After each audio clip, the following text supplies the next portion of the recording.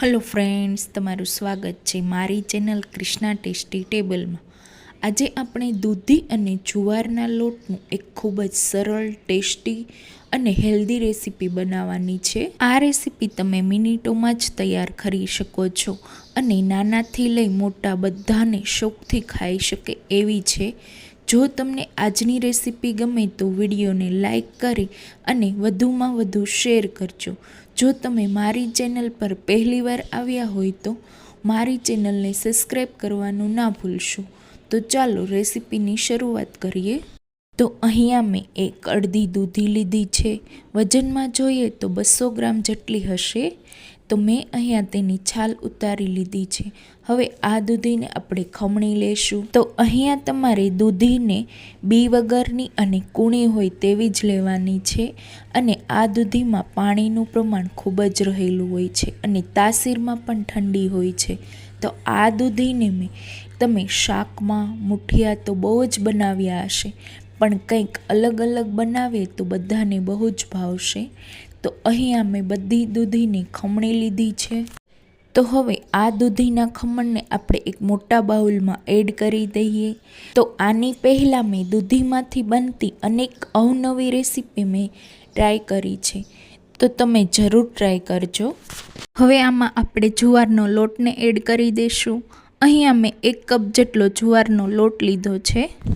સાથે આપણે આમાં 5 કપ જેટલી ઝીણી સૂજી અથવા રવાને એડ કરી દઈશું, કેમ કે જુવારનો લોટ ગ્લુટન ફ્રી હોય છે. સાથે આપણે 5 કપ જેટલો ચણાનો લોટ પણ એડ કરી દઈશું. અહીંયા તમારે ચણાનો લોટ એડ કરવો બિલકુલ ઓપ્શનલ છે, પણ થોડો ચણાનો લોટ એડ કરવાથી તેનો સ્વાદ સરસ આવે છે, એટલે મેં અહીંયા એડ કર્યો છે.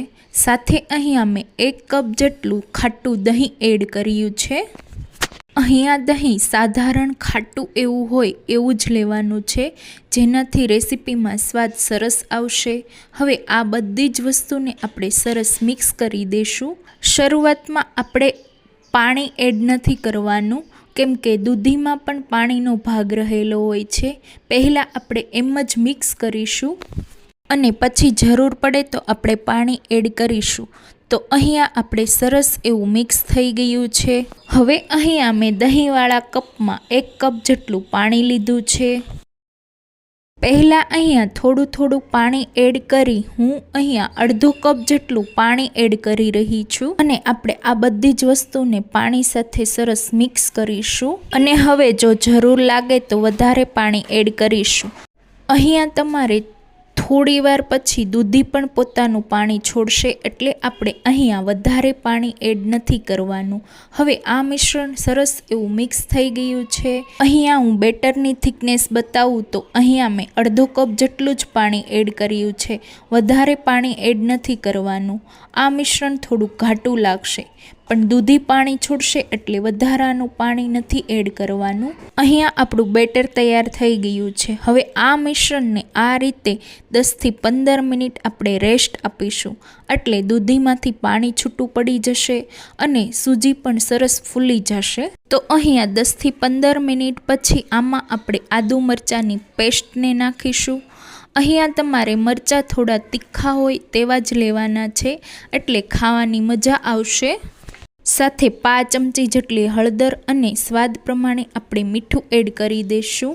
અહીંયા આપણે જે પાણી બચ્યું હતું તેમાંથી 2 થી 3 ચમચી પાણી એડ કરી અને બધી જ વસ્તુને આપણે સરસ એવું મિક્સ કરી અહીંયા આપણું થોડું ઘાટું એવું ખીરું તૈયાર કરીશું. તો તમે જોઈ શકો છો સરસ એવું મિક્સ થઈ આપણું ખીરું તૈયાર છે.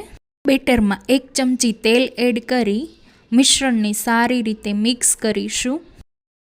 હવે આમાં આપણે 1 પાઉચ જેટલું ઈનોને એડ કરીશું. અહીંયા તમે ઈનોની જગ્યાએ સોડા પણ યુઝ કરી શકો છો. ઈનોને એક્ટિવેટ કરવા માટે મેં અહીંયા અડધા લીંબુનો રસને એડ કરું છું. હવે આ બધી જ વસ્તુને આપણે સરસ એવું મિક્સ કરીશું.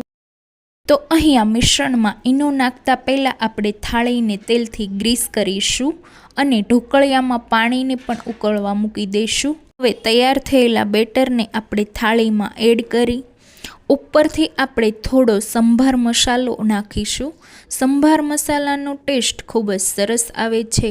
એટલે આપણે જરૂરથી એડ કરીશું અને સાથે થોડું લાલ મરચું પાવડર પણ સ્પ્રિંકલ કરીશું. હવે આ થાળીને આપણે ફૂલ ફ્લેમ પર 15 મિનિટ માટે સ્ટીમ કરવાની છે. અહીં ઢોકળિયામાં પાણી સરસ ઉકળી ગયું છે. એમાં આપણે થાળી એડ કરી અને 15 મિનિટ માટે આપણે સ્ટીમ થવા દઈએ. અહીંયા તમારે ઢોકળિયામાં પાણી ઉકળી જાય પછી જ થાળીને એડ કરવાની છે, નહીં તો ઈનોની ઇફેક્ટ જતી રહેશે અને ઢોકળા સારા નહીં બને. તો 15 મિનિટ પછી આપણા ઢોકળા સરસ સ્ટીમ થઈ ગયા છે અને ઢોકળાની એકદમ સરસ સુગંધ પણ આવી રહી છે. હવે આ ઢોકળાની થાળીને આપણે નીચે લઈ લઈએ. હવે તેની ઉપર આપણે 1 ચમચી જેટલું સિંગ તેલને એડ કરી સ્પ્રેડ કરીશું.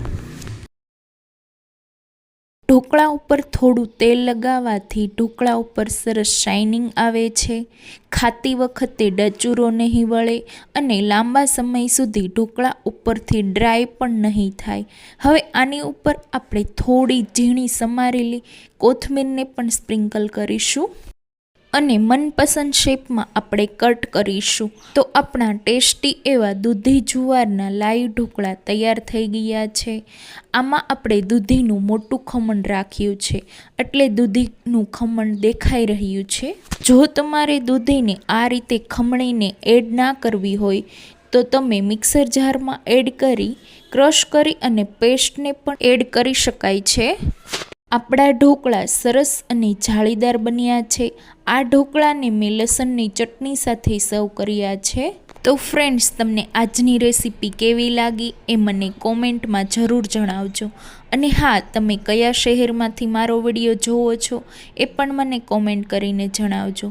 જો તમને રેસીપી ગમતી હોય તો લાઈક કરી અને વધુમાં વધુ શેર કરજો. અને હા, આ દૂધી જુવારના ઢોકળાને તમે જરૂર ટ્રાય કરજો.